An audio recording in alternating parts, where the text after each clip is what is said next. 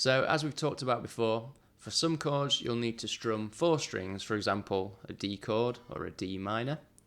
Some chords you'll need to strum 5 strings, like for example A minor and C. Some chords you'll need to strum 6 strings, like a G, E minor, E major. So if you're not used to this can be a little bit difficult. The solution is some post-it notes.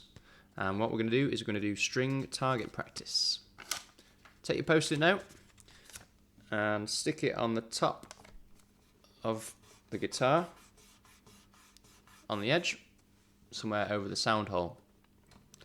And when we do string target practice, what we're not doing is we're not just doing a smaller movement for the 4 strings or for the 5 strings and then going crazy for the 6 strings.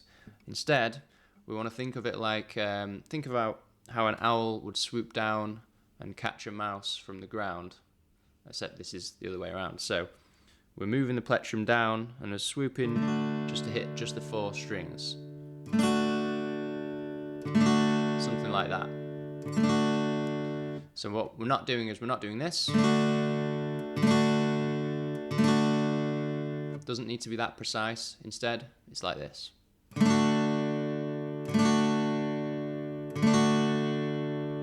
Pause the video and try that now. So the whole point of the post-it note is to remind you that you can move your hand nice and wide like this with your strumming arc. If you hit the post-it note, that's fine, but you're not going to go much higher than it, so you're not going to go through the post-it note. So let's practice strumming just the 4 strings. I'm not going to hold any chord here.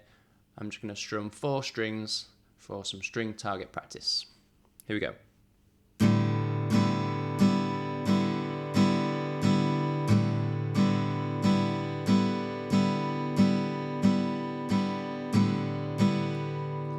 Now, I must say that we're not aiming for perfection here. I've hit 5 strings a couple of times there. That's okay.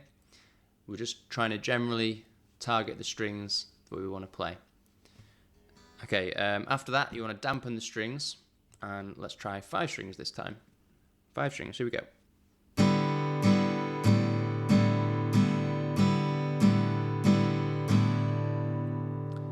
What I'm also doing is I'm looking down to check which strings are vibrating.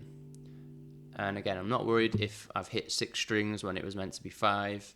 I'm just going to keep going and work on my technique. So let's go for 6 strings. This should be a bit easier.